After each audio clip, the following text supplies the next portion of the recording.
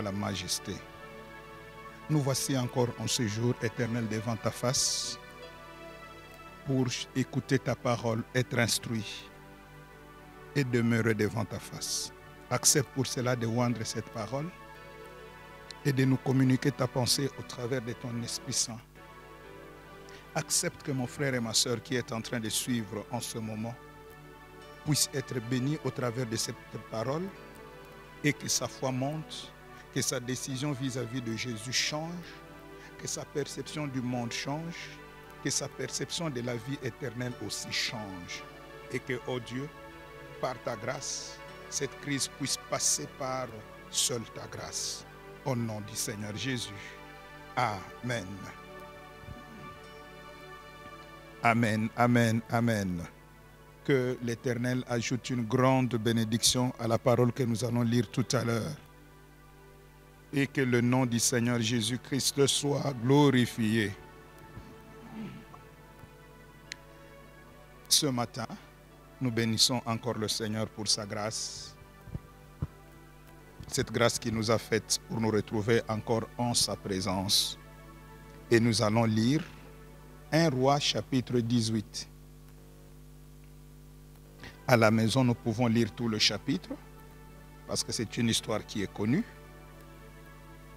Mais ici, nous allons lire quelques versets. Nous prendrons le verset 30 jusqu'à 32, 30 à 32, de 1 Roi 18, 30 à 32, puis le verset 39, et enfin le verset 41 jusqu'à 45. 1 Roi chapitre 18, verset 30 à 32, verset 39, et puis verset 41 à 45. Je m'en vais lire pour tout le monde au nom puissant du Seigneur Jésus-Christ de Nazareth. Élie dit alors à tout le peuple, « Approchez-vous de moi. » Tout le peuple s'approcha de lui. Et Élie rétablit l'autel de l'Éternel qui avait été renversé. Il prit 12 pierres d'après le nombre des tribus des fils de Jacob, auxquels l'Éternel avait dit, « Israël sera mon nom. » Il bâtit avec ces pierres un autel au nom de l'Éternel. Il fit autour de l'autel un fossé de la capacité de 2 mesures de semences. Verset 39. Quand tout le peuple vit cela, ils tombèrent sur leur visage et dirent, « C'est l'Éternel qui est Dieu. C'est l'Éternel qui est Dieu. » 41. Et Élie dit à Akab, « Monte, mange et bois, car il s'est fait un bruit qui annonce la pluie. » Akab monta pour manger et pour boire. Mais Élie monta au sommet du Carmel et se pencha contre elle. Il mit son visage entre ses genoux. Et il dit à son serviteur, « Monte, regarde du côté de la mer. » Le serviteur monta, il regarda et dit, « Il n'y a rien, il n'y a rien. » Élie dit 7 fois, « Retourne. » À la 7e fois, il dit, « Voici un petit nuage qui se lève de la mer et qui est comme la paume de la main d'un homme. » Élie dit, « Monte et dis à Akab, attelle et descends, afin que la pluie ne t'arrête pas. » En peu d'instants, le ciel s'obscurcit par les nuages, le vent s'établit et il y eut une forte pluie. Akab monta sur son char et partit pour Jezreel. Que l'Éternel ajoute une grande bénédiction à la lecture de sa parole. Amen, amen, amen. C'est une histoire connue. Il y a une crise qui est en train de se vivre. Il s'est fait 3 ans et 6 mois, il n'y a pas de pluie. il y a une forte sécheresse. Et nous savons une chose, derrière chaque crise, il y a encore une autre crise. Par le manque de pluie qui était la crise, il y avait aussi le manque de récolte. Déjà la crise économique. Nous en avons parlé vendredi. Et Akab envoie son serviteur. Nous allons prendre juste ces quelques séquences. Abdias va aller pour chercher de l'eau pour protéger le bétail. Et Dieu permet que sur ce chemin, il va rencontrer Élie, l'homme de Dieu. Et Élie demande à Abdias d'aller dire à Akab, va dire à Akab, je veux aujourd'hui me présenter devant lui. Et Élie organise une rencontre avec tous les serviteurs de Baal, bien entendu, au mont Carmel. Et il demande à Akab de rassembler le peuple. Akab obéit. Akab est à l'écoute de l'homme de Dieu. Et là, j'ouvre une grande parenthèse. Pendant la crise et pendant le temps difficile, il faut comprendre une chose. On travaille avec Abdias qui est un chercheur, mais on doit aussi être à l'écoute des hommes de Dieu. Amen, amen, amen. Akab, c'était un arrogant. C'est quelqu'un qui ne respectait pas l'Éternel. C'est quelqu'un qui était au service de Baal par sa femme Jézabel. Mais lorsque la crise est devenue grande, non seulement Akab s'est confié à Abdias qui était un chercheur à la recherche de l'eau. Nous disons oui aux hommes d'État de se confier à la science, aux chercheurs. Mais nous disons, les chercheurs ont été créés par le Dieu que nous prêchons. Et pour cela, dans notre parenthèse, tout en respectant les chercheurs qui trouveront la solution par la grâce de Dieu, mais que aussi on puisse être à l'écoute des hommes de Dieu. Que les autorités du monde qui aujourd'hui n'ont plus de solution comme le Akab, qu'ils écoutent aussi les hommes de Dieu. Dieu a ses hommes. Dieu a ses serviteurs. Akab, un arrogant, a écouté la parole d'Élie. Rassemble les hommes. Le chemin va venir. Il y a une solution qui vient. Et Akab a obéi. Aujourd'hui, les hommes de Dieu sont les personnes les plus méprisées. Les chefs d'État n'ont pas besoin des hommes de Dieu. Les honorables, les directeurs, le PDG, on injurie les hommes de Dieu. Quelqu'un dira oui parce que les hommes de Dieu ont exagéré. Mais nous allons répondre. S'il y a des faux, nous connaissons le principe. Il n'y a jamais de faux sans le vrai. S'il y a des faux serviteurs, il y a aussi des vrais serviteurs. Et nous avons une illustration facile. Vous n'avez jamais un faux billet de 200 $. Parce qu'il n'existe jamais de vrais billets de 200 $. Il n'y a jamais de faux sans le vrai. Et que les hommes qui sont à la recherche de solutions par rapport à cette pandémie, que les responsables, que des chefs d'État, que des gouverneurs soient aussi à l'écoute des hommes de Dieu, les véritables. Pas ceux qui les flattent, pas ceux qui flattent, pas ceux qui n'ont que des prophéties, mais des hommes qui peuvent donner des solutions à ces problèmes de pandémie. Ils existent encore. Amen, amen, amen. Et je l'ai dit que ce n'était qu'une parenthèse. Alors Élie rassemble les gens. Akab a convoqué les gens sur demande d'Élie. Mais avant que je ne continue avec le texte, je suis en train d'encourager tous les chrétiens qui sont en train de respecter tous les ordres des responsables qui demandent le confinement. C'est pour la protection, c'est pour notre protection. Les jours où on demandera aux gens, on nous a demandé à Lubumbashi où nous sommes, de nous confiner pendant 48 heures, Le gouverneur est sorti après le confinement pour saluer le respect, l'obéissance du peuple louchois. Ici, il n'est pas question de dire qu'il y a la persécution de l'Église. Il n'y en a pas. Ici, il est question de confinement pour un temps. Et dans ce texte, quand vous allez les lire calmement, lorsque Jézabel est en train de tuer les prophètes de Dieu, Abdias avait pris 100 prophètes de Dieu. Il les a confinés dans une caverne 50 sur 50. 50 d'un côté, 50 de l'autre. Le confinement était là. Abdias les a confinés pour qu'ils ne soient pas détruits. C'était qu'une deuxième parenthèse. Respectons le confinement, c'est pour notre propre bien. Demain, nous sortirons en paix et nous bénirons encore l'Éternel. Amen, amen, amen. Alors, revenons dans le texte lui-même. La Bible dit que Élie, quand il rassemble, nous allons vraiment sauter beaucoup d'étapes parce que ce n'est pas l'essentiel de tous les textes. Nous allons tirer quelques éléments importants qui vont nous permettre d'aller de l'avant, car le message d'aujourd'hui est beaucoup plus à caractère évangélique. Élie rassemble, Akab rassemble sur ordre d'Élie. C'est pourquoi j'ai dit Élie rassemble, parce que c'est lui qui donne l'ordre.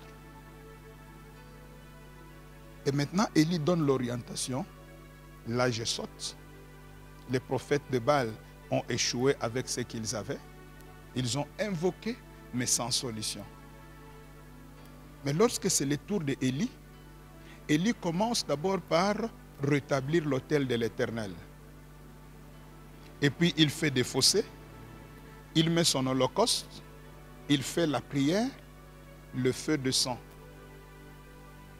Mais avant que Élie ne puisse rétablir l'autel, il dit un problème, il pose une situation en Israël. Il dit, choisissez. Pendant que nous sommes en crise, faites un choix. Si c'est l'Éternel qui est Dieu, allez auprès de l'Éternel. Mais si c'est Baal qui est Dieu, allez auprès de Baal. Et la Bible dit, le peuple ne lui répondit pas, ne dit rien. Lorsque la crise est grande, la confusion aussi est grande. Mais, bien que la confusion soit grande, nous disons une chose, c'est au temps de crise qu'on reconnaîtra qui est véritablement Dieu. Et nous nous disons, pendant cette crise, tout le monde saura que c'est l'Éternel qui est Dieu. Alléluia.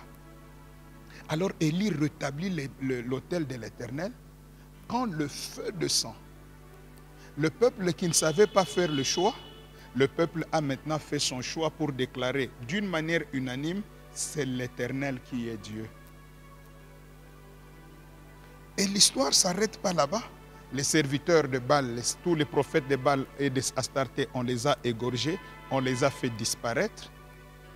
Mais le problème, c'est que Élie, après avoir démontré toutes ces choses, Élie demande à Akab, monte, mange et bois, car il s'est fait un bruit qui annonce la pluie. Il entend le bruit de la pluie.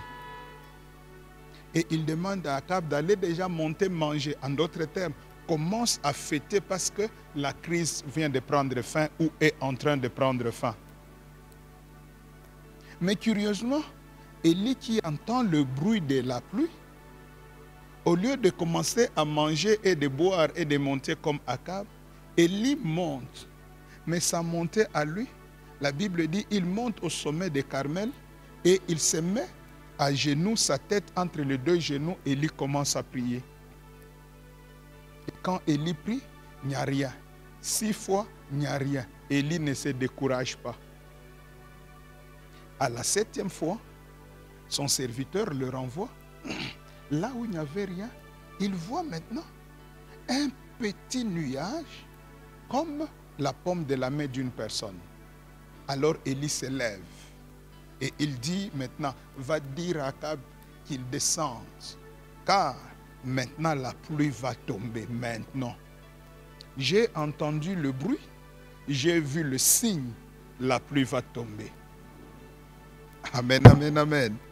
Et quand maintenant, Élie se met debout, la Bible dit en peu d'instants, dès que le signe est apparu, en peu d'instants, la sécheresse a pris fin, la pluie est tombée et la crise était passée. Et je suis en train de dire aux hommes et aux femmes de Dieu, après nos prières, en peu d'instants, la crise prendra fin. Amen, amen, amen. Et ce matin, parce que c'est un dimanche, je vous propose comme thème le retour de l'Éternel en Israël. Le retour de l'Éternel en Israël. L'Éternel était absent en Israël, c'est pourquoi il y a eu crise. Mais pour que la crise prenne fin, il fallait que l'Éternel retourne en Israël. Et quand l'Éternel retourne, il retourne avec la solution. Mais pour que l'Éternel retourne, selon ce texte, nous tirons 3 grandes conditions qui ont fait que l'Éternel retourne en Israël. Que l'Éternel retourne avec la solution en Israël. Que l'Éternel mette fin à la crise en Israël. Alors, aujourd'hui, nous allons juste voir les 3 conditions qui feront que l'Éternel retourne encore en Israël. L'Éternel retourne avec sa grâce dans l'humanité qui est en train de pleurer au moment de cette crise. Qu'est-ce qu'il faut que nous fassions pour que l'Éternel retourne avec toute sa grâce et avec des guérisons miraculeuses, avec des solutions à cette crise? 3 conditions, essentiellement. J'ai pris 3 pour que nous puissions comprendre la pensée du Seigneur en peu de temps. 3 conditions pour faire retourner l'Éternel en Israël. Première condition, nous l'avons lu tout à l'heure, que lorsque Élie lui termine, lorsque le prophète de Baal termine de faire ce que eux ils avaient fait, Élie, avant d'offrir son sacrifice, il a commencé par rétablir l'autel de l'Éternel. Et la première condition pour que l'Éternel retourne encore en Israël, c'est le rétablissement de l'autel de l'Éternel. Rétablir. Rétablir veut dire quoi? Le veut dire poser un acte qui était posé auparavant. L'autel de l'Éternel avait existé en Israël, mais il avait été renversé.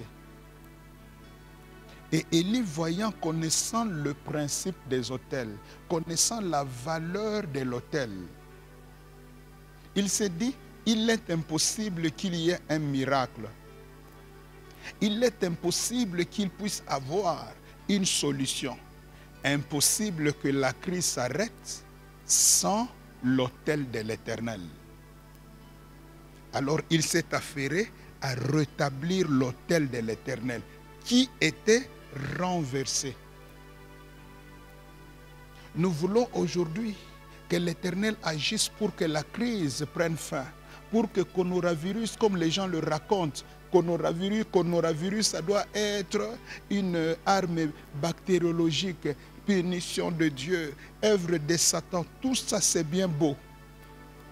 Mais tout ce que l'Éternel nous demande, que l'humanité tout entière prenne conscience, le moment est venu. Il faut rétablir l'autel de l'Éternel qui a été renversé. Alléluia. L'autel de l'Éternel a été renversé. Aujourd'hui, là où il n'y a pas d'autel de l'Éternel, impossible que l'Éternel agisse. L'autel était renversé. Le monde aujourd'hui dans lequel nous vivons, ce n'est pas le monde tel que le Seigneur le voyait et le voit. Ce n'est pas le monde pour lequel Jésus-Christ est mort, où son sang a coulé. Aujourd'hui, l'autel de l'Éternel est renversé dans le monde entier. Et principalement pour nos amis en Occident. Nous ne sommes pas épargnés, bien entendu. Aujourd'hui, il y a inversion de mœurs.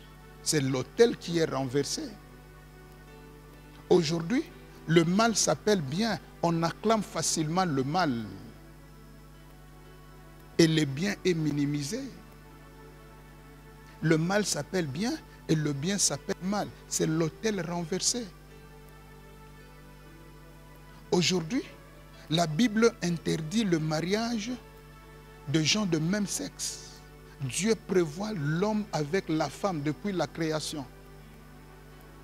Mais aujourd'hui, même les églises ont commencé à célébrer des mariages homosexuels. C'est l'autel renversé. Dieu ne sait pas agir. Aujourd'hui, il y a des temples de Satan. Aujourd'hui, il y a des publicités de Satan. L'autel est renversé à cause de mœurs. Aujourd'hui, il y a des gens qui ne peuvent plus travailler sans avoir de fétiches. Tu ne peux pas avoir un poste si toi tu n'es pas franc-maçon. C'est de l'autel renversé. Ni Joseph, ni Daniel, ni les autres que nous connaissons dans la Bible, personne n'a atteint la sommité avec la franc-maçonnerie. Mais avec Dieu, c'est possible d'être au sommet. Mais aujourd'hui, l'autel est renversé. L'autel est aussi renversé avec ce que nous connaissons aujourd'hui. Il se cache derrière un mot, les naturalistes. Je crois que c'est comme ça qu'on les appelle. Ils sont en train de travailler, ce sont les nudistes. La Bible nous interdit qu'un fils ne peut pas voir la nudité de son père. Lorsque Cham l'a fait, il a amené la malédiction dans son fils Cana parce qu'il a vu la nudité de son père. Mais aujourd'hui, les nudistes, en Occident notamment, et principalement en France, en Europe, où on voit papa, maman, les enfants nus avec leurs petits-enfants, avec même leurs beaux-fils et belles-filles, se promenant nus, achetant des histoires nues, se retrouvant à la plage tous nus. Et tout ça, c'est quoi? Au nom de la liberté. Liberté, égalité. Liberté, liberté. Et qu'est-ce qu'on a fait? On a renversé l'autel. Comment voulez-vous que Dieu agisse là où son autel est renversé? C'est pourquoi Élie, comprenant que l'autel était renversé, il a d'abord couru pour retourner l'autel dans sa position. Et je prie Dieu aujourd'hui. Ce n'est pas que je critique, car moi j'ai ce que j'appelle la sagesse de Gamaliel.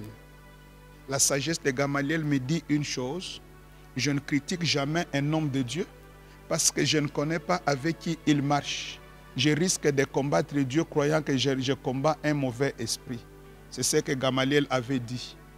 Vous risquez de courir le risque de combattre Dieu. Mais nous devons quand même dire un mot. Aujourd'hui, les autels sont aussi renversés dans les églises. Avec toutes les pratiques, avec tout le principe, avec toutes les règles et les lois qu'on a établies dans les églises. Les autels sont renversés. Comment voulez-vous que Dieu agisse là où les autels sont renversés? C'est pourquoi Élie, comprenant ces choses, il n'est pas allé loin. Élie a commencé par rétablir l'autel. Et ici, qu'est-ce que Dieu veut nous dire aussi en un mot? Rétablir l'autel, c'est le travail des hommes de Dieu. C'est à nous de prêcher l'évangile pur. C'est à nous de toucher le peuple de Dieu par la parole qui peut les amener à un changement. C'est recentrer Jésus-Christ dans nos prédications. C'est faire de Jésus, parce que l'autel de l'Éternel pour nous les chrétiens, c'est l'œuvre de la croix. Où Jésus-Christ est lui-même sacrificateur et sacrifice. Ça, nous le savons. Rétablir l'autel de l'Éternel, se remettre Jésus-Christ au centre de nos prédications. C'est montrer à l'humanité que tout ce qu'on est en train de vivre ne vaut rien sans Jésus, sans Jésus. Rétablir l'autel, c'est tout ce que Dieu veut comme première condition. Et ça, c'est notre travail à nous, nous les Élis, le travail des hommes de Dieu. Des hommes de Dieu appelés de Dieu. Des hommes de Dieu qui ont conscience et qui ont le souci du changement. Se remettre à Jésus. Se prêcher la parole. Se faire manger aux enfants de Dieu la véritable parole, le véritable agneau de Dieu. Amen, amen, amen. Amen, amen, amen. Élever Jésus au-dessus de tous les noms. C'est montrer à l'humanité qu'il n'y a pas d'autre solution. Et je vais dire à tous ceux qui m'écoutent aujourd'hui encore, comme Dieu lui-même le dit plusieurs fois dans la Bible, dans Ésaïe et dans d'autres textes, lui-même se frappe la poitrine pour dire, il n'y a point d'autre que moi l'Éternel. Peuple de Dieu, il n'y a personne qui donnera la solution, mais la solution viendra de l'Éternel des armées. Même les scientifiques, ils n'ont pas une sagesse qui vient d'eux-mêmes. La sagesse, l'intelligence vient de l'Éternel des armées. C'est lui. C'est comme ça que dans l'adoration d'Apocalypse, la Bible déclare très bien, quand on adore Dieu, ils sont en train de déclarer, c'est toi qui as fait toutes choses, et c'est par ta volonté qu'elles existent. Je veux dire à quelqu'un, si tu es encore vivant, si tu existes encore, c'est la volonté de Dieu. Alors que chacun de nous comprenne aujourd'hui que l'œuvre de la croix n'était pas vaine. Si nous regardons tous encore à Jésus, nous comprenons que nous ne devons regarder qu'à Jésus. Le miracle arrivera. Il n'y a que lui. Et Job nous dit quelque chose de fort. Je veux que quelqu'un me comprenne ce que Job nous dit. Dans Job chapitre 12, le verset 10, c'est un texte aussi très bien connu. On le récite, d'autres ne connaissent pas la référence. Job chapitre 12, verset 10, la Bible déclare, il tient l'Éternel, l'Éternel qui a la solution, il tient dans sa main l'âme de tout ce qui vit et le souffle de toute chair d'homme. Amen, amen, amen. Dans sa main, l'âme de tout ce qui vit, tout ce qui est en mouvement, se trouve dans la main de l'Éternel. Le souffle de ceux qui sont malades se trouve dans la main de l'Éternel. Le souffle de ceux qui sont confinés se trouve dans la main de l'Éternel. Le souffle de ceux qui sont encore libres se trouve entre la main de l'Éternel. Alors, s'il n'y a que lui qui a notre souffle, regardons à Jésus. Amen, amen, amen. Et Élie, quand il a parlé, quand il a rétabli l'autel, Élie a fait une courte prière. Là n'est pas notre problème à ce niveau. Et quand Élie fait sa courte prière, le feu est descendu. Et quand le feu est descendu, il n'a plus parlé. Il n'a plus posé la question du début. Parce que la question était en attente. Et quand le peuple a vu le feu descendre, le peuple a senti la chaleur du feu, le peuple lui-même a dit, c'est l'Éternel qui est Dieu. C'est l'Éternel qui est Dieu. Deuxième condition, pour que l'Éternel retourne en Israël, pendant que nous, les hommes de Dieu, les Élis, nous sommes en train de vous présenter l'autel de l'Éternel avec le grand sacrifice qui est l'œuvre de la croix Jésus. Que cette parole devienne dans le cœur de chacun un feu. Que le feu de la parole travaille. Car lorsque le feu est descendu, la chaleur de ce feu a fait que le peuple reconnaisse l'Éternel. Que le peuple abandonne le Baal qu'on leur avait présenté et pour qu'ils puissent retourner à l'Éternel. Amen, amen, amen, amen. Et la deuxième condition, c'est quoi? Pour que l'Éternel retourne en Israël, c'est il faut la véritable conversion du peuple.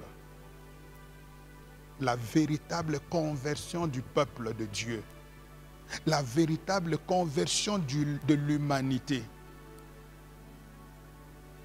En fait, le mot conversion, en grec veut dire quoi? En un mot, veut seulement dire le changement de direction.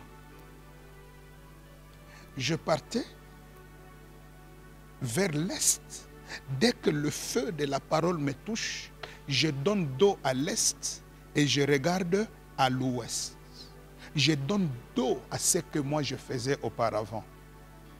La conversion se fait suivre de l'abandon. Amen, amen, amen, amen. Abandon total. Le peuple a abandonné les Baals. Le peuple a abandonné le mal. Le peuple s'est confié à l'Éternel et a proclamé, c'est l'Éternel qui est Dieu. Le peuple a reçu l'Éternel dans son cœur. Nous voulons que l'Éternel retourne sur cette terre, bénir la terre, sauver encore l'humanité. Toi qui m'entends,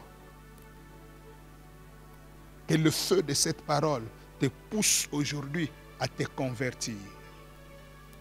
Dieu a besoin de la conversion de l'humanité pour qu'il agisse. Dieu en a tellement besoin. C'est pourquoi Dieu était en train d'attendre avant que la pluie ne tombe.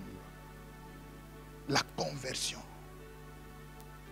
Mon frère et ma soeur, toi qui m'entends, aujourd'hui regarde un peu ce qui se passe dans le monde. La Bible nous dit, la nature ne vous enseigne-t-elle pas? Donc cet événement doit être pour plusieurs un autre type d'enseignement. Peut-être que les hommes de Dieu ont tellement parlé, tu as cru que c'était des Jean-Baptiste qui criaient dans le désert. Alors Dieu a changé de stratégie. Dieu permet que pareille situation arrive. Ça devient pour nous un enseignement. Considère là où tu m'écoutes. Surtout vous qui êtes en confinement. Et même ceux qui ne sont pas en confinement, que le confinement soit aussi pour nous une leçon. Aujourd'hui, regardons ensemble ceux qui roulent dans les grosses voitures à New York. Où sont-ils avec leurs voitures?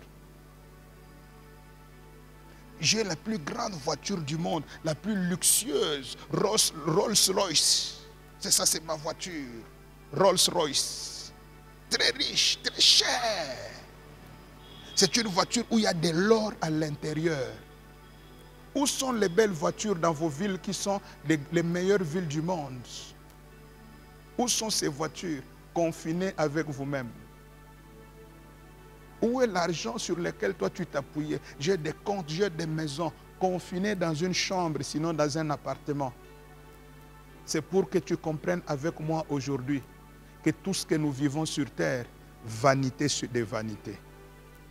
Vanité des vanités. Où sont les grandes vestes que les gens portent jour et nuit? Où sont passées ces vestes que nous avons vues à la télévision, à Facebook? Où sont passés les basins? Où sont passés les bijoux, les parfums? Est-ce que dans les confinements, on se parfume? Je ne sais pas. Je ne peux pas juger. Mais c'est pour dire une chose, que cet événement puisse nous faire comprendre que tout ce qui est sur la terre est vanité des vanités. Tout ce que nous avons restera. Et réfléchissons encore ensemble. Avec le taux de mortalité, comme on nous raconte, 700 personnes par jour. En Espagne, il n'y a plus de cimetières. On les met tous entassés dans les glaces. On ne dit pas quelle est la suite des glaces. On dit seulement, dans un stade de 100 mètres carrés, on les entasse dans les glaces. Il y a des gens, peut-être quand toi tu m'écoutes là, tu as dans ta ville, tu avais déjà même prévu quelque part ta cave comme Joseph d'Arimathée. Mais parmi ceux qui sont morts, il y a des gens qui ont laissé leurs adresses dans des cimetières préparés pour leur enterrement. Mais ils sont aujourd'hui enterrés sans référence, sans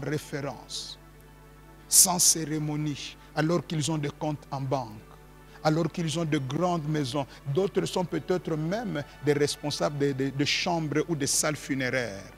C'est pour te dire que tout est vanité.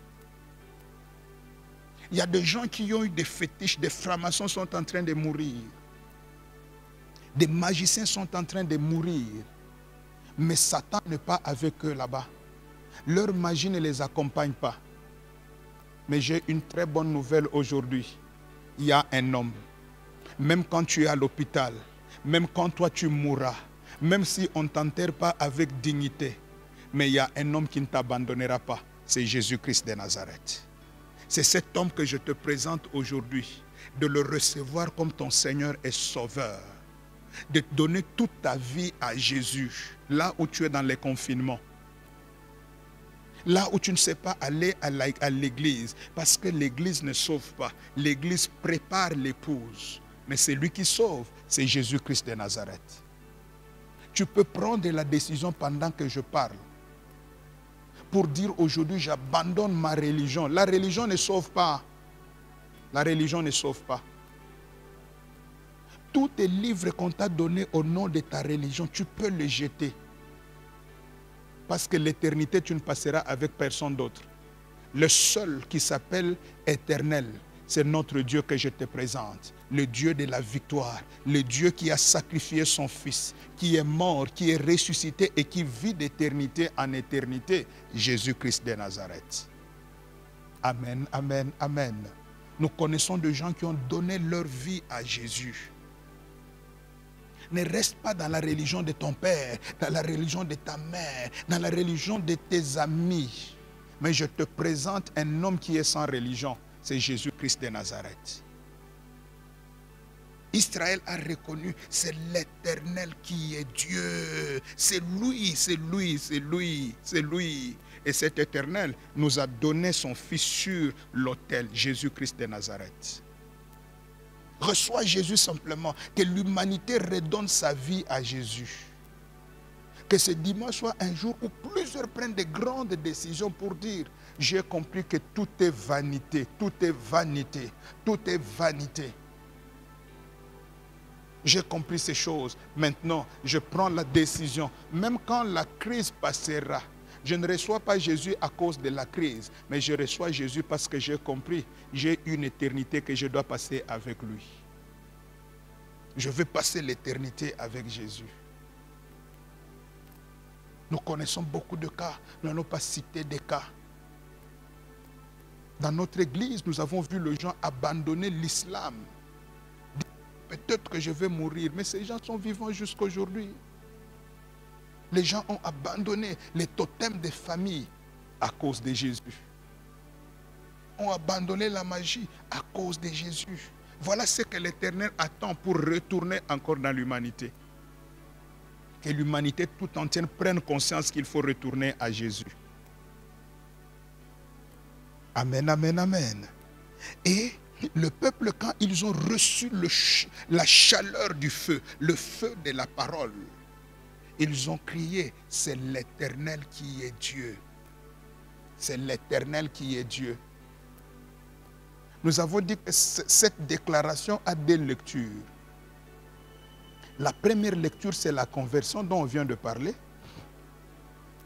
Mais la deuxième lecture, c'est l'Éternel qui est Dieu. C'est aussi un signe d'adoration. Alléluia. Alléluia. C'est un signe d'adoration.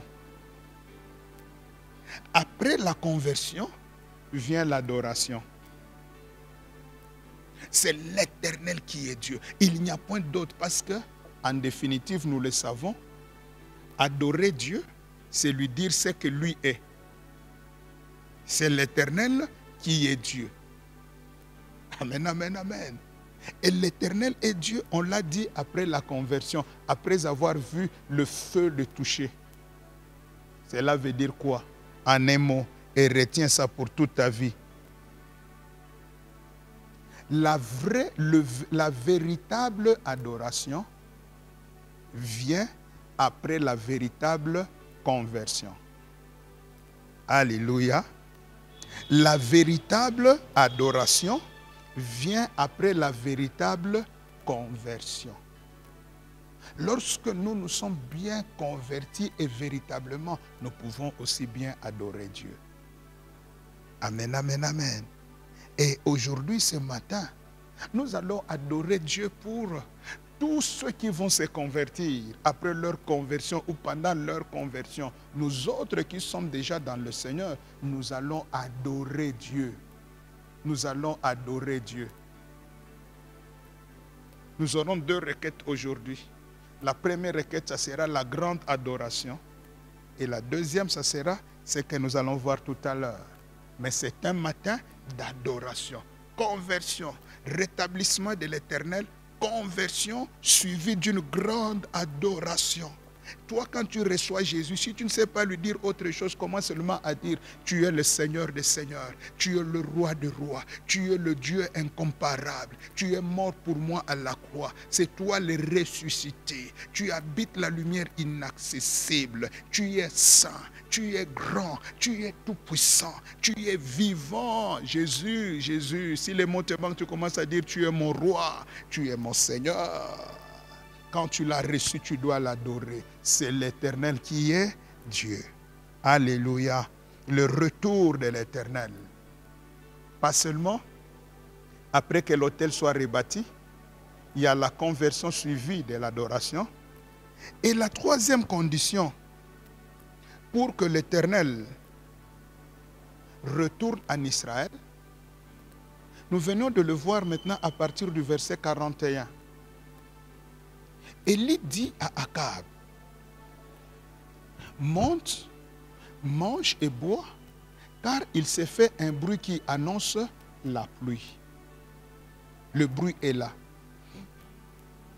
Mais c'est curieux. Élie envoie quelqu'un manger, boire. Mais Élie monte pour aller prier. Pourtant, Élie a entendu le bruit de la pluie.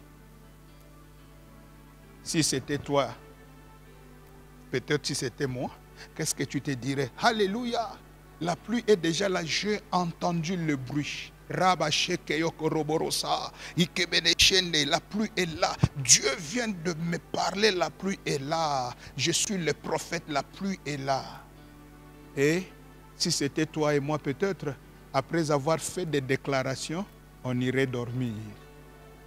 Non, c'est Dieu qui règle maintenant. Dieu a déjà dit la pluie. C'est pour 4 mois, c'est pour 6 mois, c'est pour 2 semaines. Dieu a déjà parlé. J'ai entendu le bruit, la voix de Dieu. Et on dort. Et beaucoup de chrétiens sont en train de faire des calculs. Et on dort. Mais Élie ne dort pas. Pour que l'Éternel vienne avec la solution, la troisième condition, Élie est monté en prière. Il a rétabli l'autel, les gens se sont convertis, on a adoré.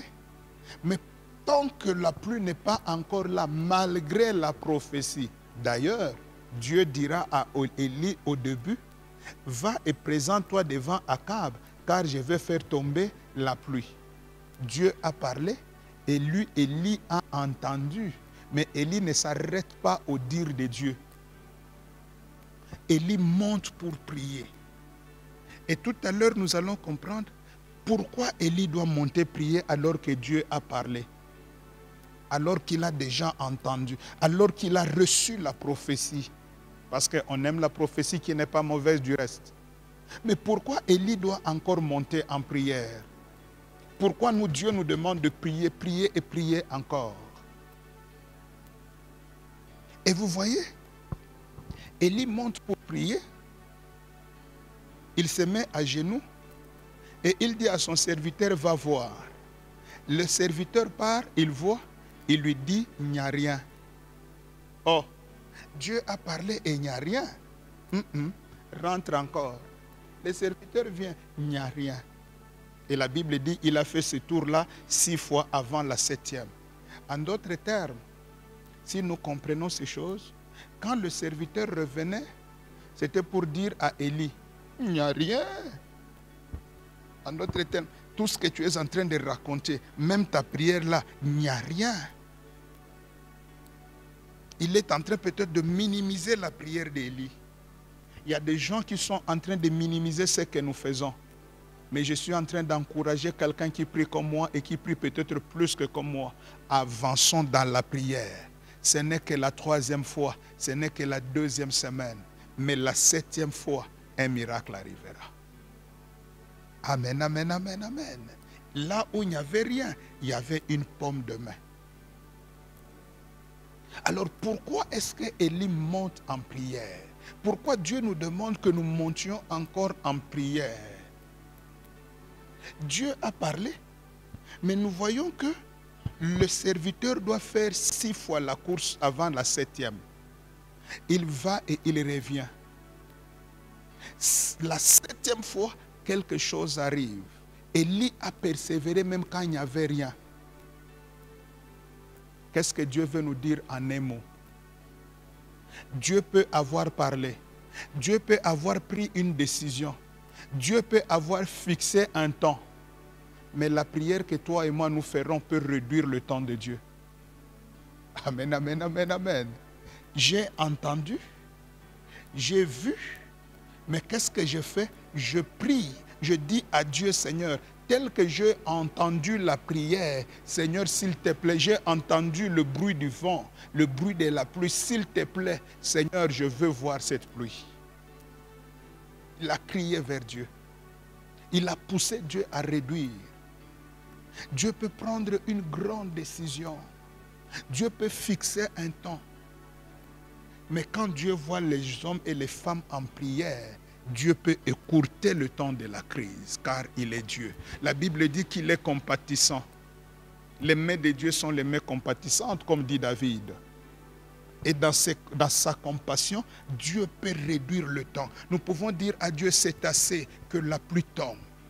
C'est assez que la sécheresse s'arrête. C'est assez que le coronavirus disparaisse. Nous avons compris ton message. Maintenant, Seigneur, s'il te plaît, arrête. Et tellement Élie priait, Élie priait, Élie priait. La 7e fois, la Bible dit quoi?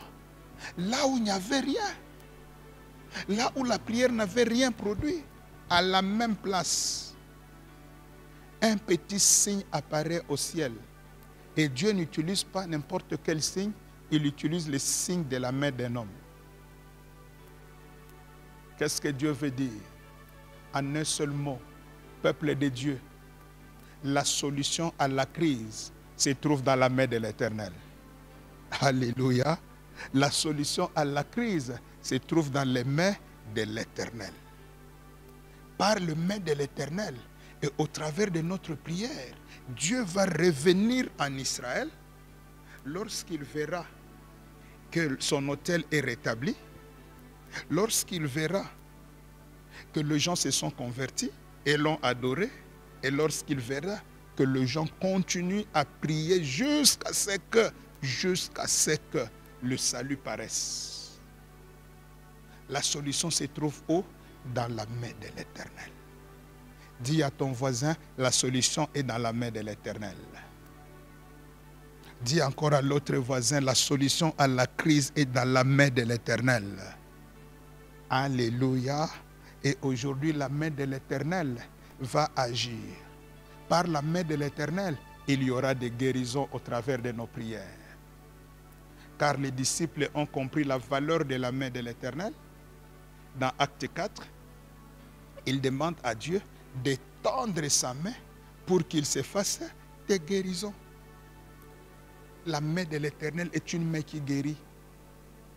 La main de l'Éternel est une main qui délivre. La main de l'Éternel, c'est une main compatissante.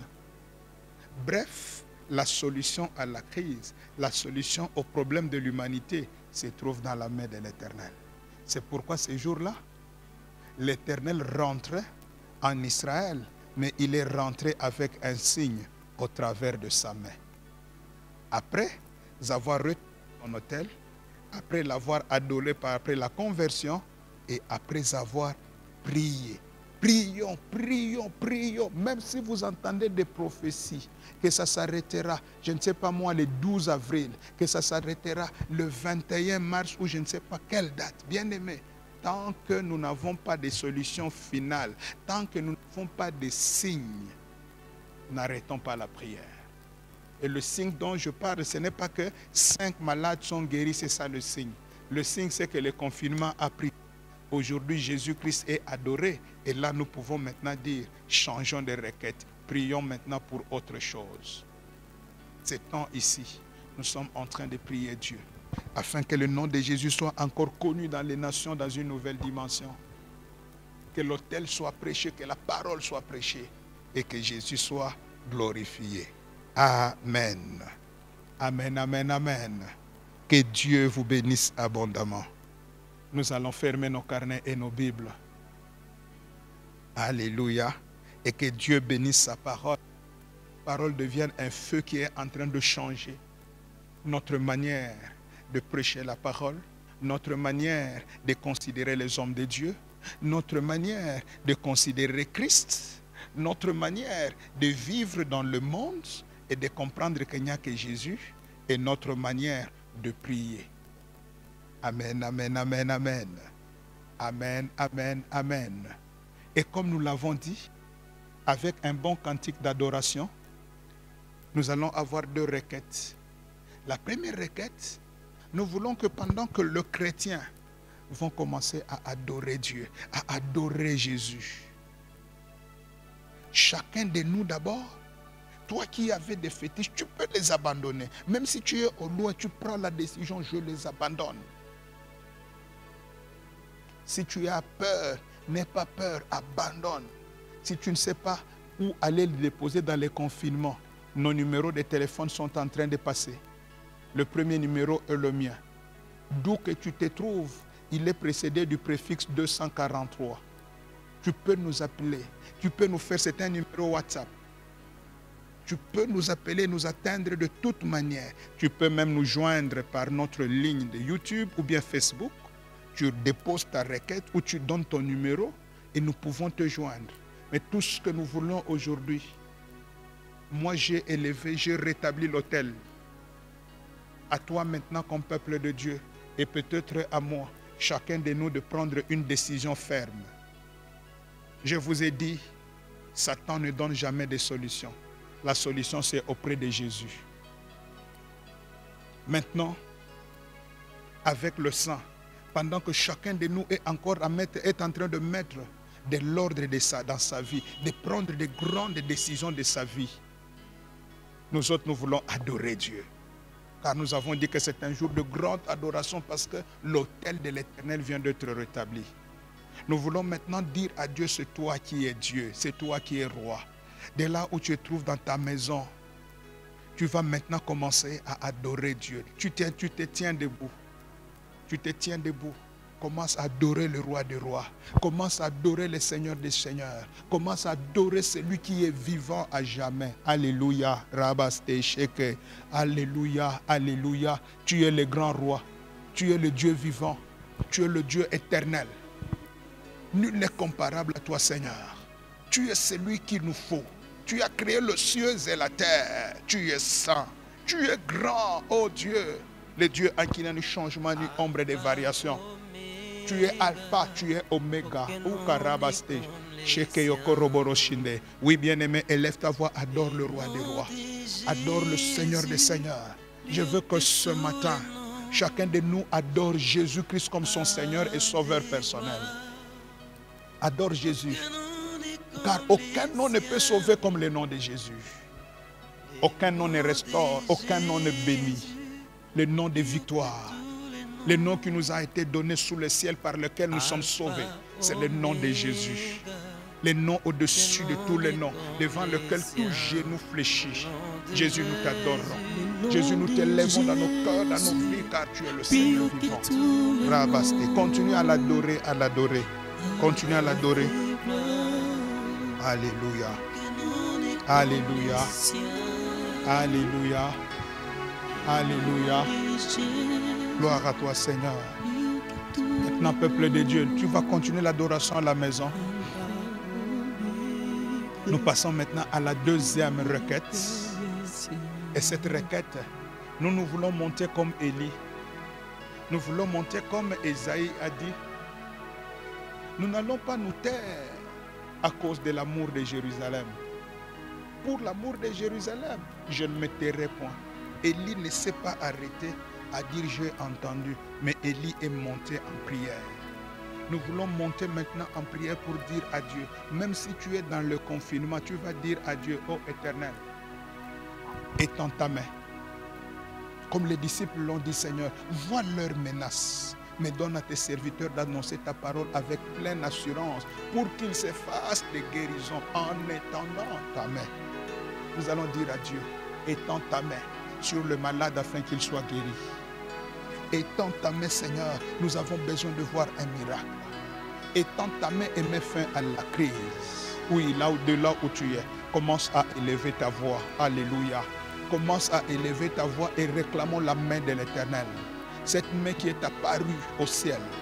Cette main qui est venue sous forme d'un petit nuage. Cette main qui a amené la solution à la crise. Que cette main se manifeste sur le monde entier, Seigneur.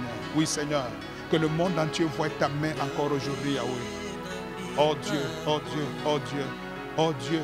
Ta main, que ta main, Seigneur, soutienne, guérisse les malades qui sont en Italie. Que ta main, Seigneur, guérisse ceux qui sont en Espagne, en France, à New York, Seigneur, aux États-Unis. Que ta main guérisse, Seigneur, ceux qui sont en Afrique du Sud, à Kinshasa. Oh Dieu. On parle maintenant d'Ituri, Seigneur. Que ta main. Nous avons besoin de ta main, Seigneur. Que ta main, Seigneur, vienne en action. Que ta main mette fin, Seigneur, au règne de Satan, car ta main est puissante. Seigneur, nous avons besoin de ta main. Oh Dieu, que ta main mette fin à cette crise, comme ta main a mis fin à la crise. Ta main avait mis fin à la crise, Seigneur. Ta main a mis fin à la crise. La pluie est venue au travers de ta main. Que la guérison, Seigneur, de l'humanité vienne au travers de ta main. C'est pourquoi, Seigneur, le psalmiste dit, ô Éternel, ta main est puissante. Ta main est puissante. Ils ne le savent pas. Sors-la, Seigneur, afin qu'ils la voient. Yahweh, sors ta main. Yahweh, sors ta main aujourd'hui, s'il te plaît. Sors ta main, guéris les malades. Sors ta main, Seigneur, restaure la situation. Restaure l'économie du Congo, l'économie du monde entier. Seigneur, nous avons besoin de ta main. Alléluia. Alléluia. Alléluia. Oui, Seigneur. Il n'y a que ta main. Ta main. Bien-aimé, de là où tu es, continue à demander la main de l'Éternel. La main de l'Éternel. La main de l'Éternel. La main de l'Éternel sur ta maison. La main de l'Éternel sur tes affaires. Que la main de l'Éternel soutienne ta foi. Que la main de l'Éternel protège tes enfants, protège tes familles, même tes familles qui sont éparpillées au travers du monde, confinées. Que la main de l'Éternel les soutienne, peut-être tes enfants, peut-être ce sont tes parents, mais que la main de l'Éternel les soutienne. Que l'humanité tout entière soit aujourd'hui délivrée par la main de l'Éternel. Oui, Dieu est capable. Il est le compatissant. Il est le grand roi. Merci Seigneur. Merci pour ta grâce. Merci pour ton amour. À toi toute la louange et la gloire. À toi l'honneur et la puissance. Au nom puissant du Seigneur Jésus. Amen. Amen. Voilà. Nos programmes continuent et continueront encore. Mais nous restons connectés. Des séquences qu'on envoie, ne laissez pas pour vous-même. Il y a des séquences de prières, il y a des séquences de paroles. Toutes ces choses, ayons l'habitude de le faire au lieu de partager du n'importe quoi. Faisons ce qui peut sauver des âmes et Jésus ne manquera pas de nous bénir. Et quand vous êtes en train de suivre, ayez l'habitude soit de partager, soit d'aimer, soit de commenter. Que Dieu vous bénisse.